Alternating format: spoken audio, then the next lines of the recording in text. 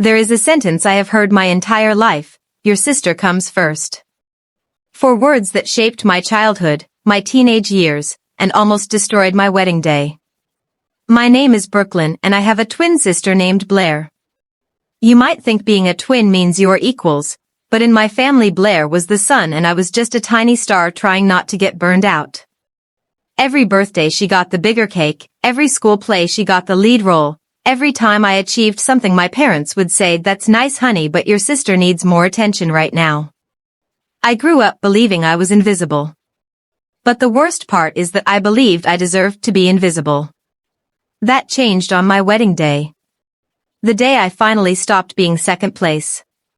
The day I looked my parents in the eyes and said no more. Let me tell you about Blair. She is beautiful, loud, and charming. People love her the moment they meet her because she has this energy that fills up a whole room. But she also has a habit. A habit of taking.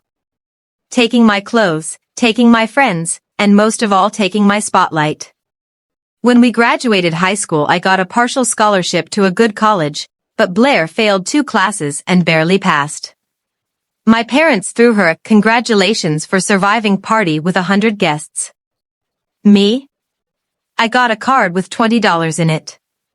I remember standing in the corner of that party watching Blair open gift after gift and feeling something crack inside me. Not anger. Just exhaustion. I thought getting married would finally be my moment. My chance to be the main character for just one day. But my parents had other plans, and Blair had a surprise that almost made me call off the entire wedding. When my fiancé Dalton proposed to me under the oak tree at our favorite park, I cried happy tears for the first time in years. Dalton is kind, patient, and he sees me. Really sees me. He never compares me to Blair. He does not even like being around her because he says she drains the energy out of every room. When we told my parents the news, my mom smiled for 2 seconds before asking, "Have you thought about Blair's feelings? She has been struggling with her breakup, you know." Not congratulations. Not "we are so happy for you." Just worry about Blair. I planned the wedding for 8 months. I chose a small venue by the lake, a simple white dress, and a guest list of 50 people because I wanted something intimate and meaningful. But 3 weeks before the wedding, my mom called me with a request that made my blood run cold. She said, "Brooklyn, we think Blair should walk you down the aisle instead of Dalton's father. She needs this right now." I almost dropped the phone. I want you to imagine planning your wedding for 8 months. Every detail chosen with love. Every song, every flower, every seat.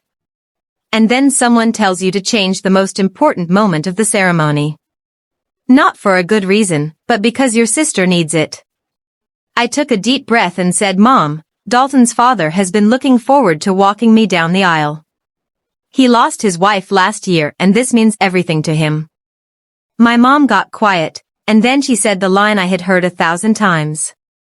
"Brooklyn, your sister comes first. You know she is fragile right now. Can't you just let her have this one thing?" One thing. She called my wedding ceremony one thing.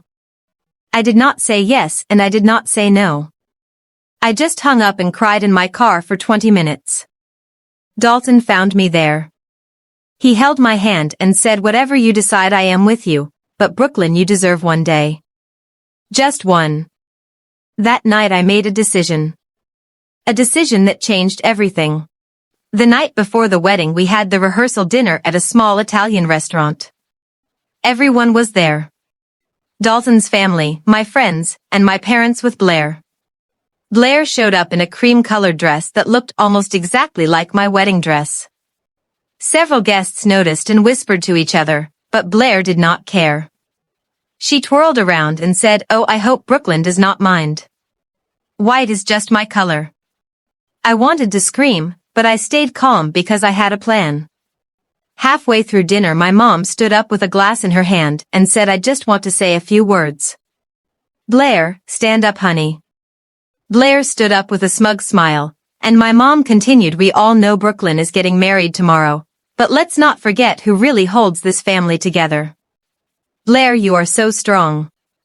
This is your week too. My week. She said my wedding week was also Blair's week. I looked at Dalton and he nodded at me. It was time. I stood up, took the glass from my mom's hand, and said the words I had been holding in for 26 years. I said, "Mom, please sit down." The whole table went silent.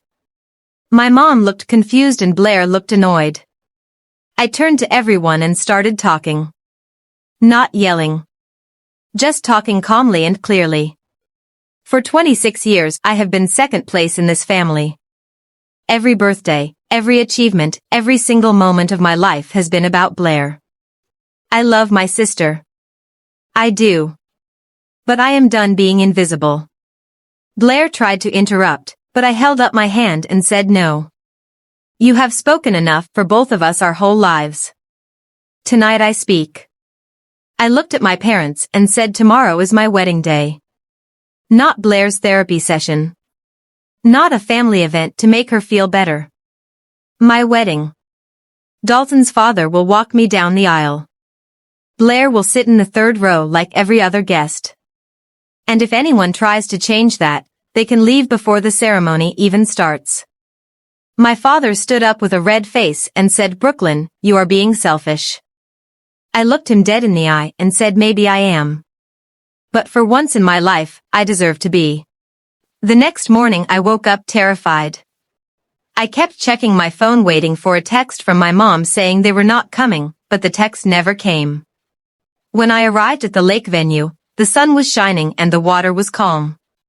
My bridesmaids helped me into my simple white dress. No drama. No tears. Just peace. Dalton's father knocked on the door with tears in his eyes and said, "Your parents are here. They are sitting in the back. Blair is in the third row." I walked down the aisle on his arm. The music was perfect. The flowers were perfect. And for the first time in my life, all eyes were on me. Not Blair. Me. I saw my mom crying, my dad looking uncomfortable but quiet, and Blair staring at her hands. She did not ruin anything. She did not make a scene. She just sat there for once being the supporting character in my story. Dalton whispered in my ear, "You did it." And I smiled. A real, full, happy smile. The wedding ended beautifully. We danced, we ate cake, and we celebrated until midnight. Blair left early and my parents stayed but kept their distance. The next week my mom called me. She did not apologize, but she said something she had never said before. She said, "Brooklyn, the wedding was beautiful. You were beautiful. I am sorry if I made you feel like you were not enough. It was not perfect, but it was a start." Blair texted me a month later and said, "I did not realize how much I overshadowed you. I am going to therapy now. I hope we can be sisters someday. Real sisters." I cried reading that text. Not sad tears. Hopeful tears. Dalton and I bought a small house with a garden, and I planted sunflowers by the front door. Every morning when I water them, I remind myself that I am not invisible. I never was. I just let other people tell me I was. Here is what I learned. Being selfish is not always a bad thing. Sometimes being selfish means choosing your own happiness over someone else's comfort. For years, I thought keeping the peace was more important than keeping my sanity. I thought if I just stayed quiet, everyone would love me. But love that requires you to disappear is not love. It is control. If you are watching this and you are always the second choice, the backup plan, the one who gets overlooked, hear me. You are allowed to take up space. You are allowed to say no. You are allowed to have a day, a moment, a life that is yours. Your family might not understand and your sister might get angry, but one day they will have to accept that you are not a shadow. You are a person. And you deserve to come first at least once. I am Brooklyn, and I finally came first. Thank you for listening to my story. If you have ever felt like the invisible sibling, the forgotten friend, or the person who always gives and never receives, know that you are not alone. Change does not happen overnight. It happens one small no at a time. One boundary at a time. One wedding day at a time. If this story touched your heart, please like and subscribe. Share it with someone who needs to hear that they matter. And remember, you do not have to be the sun to be important. Even the smallest star can light up the darkest sky. This is Brooklyn. See you in the next story.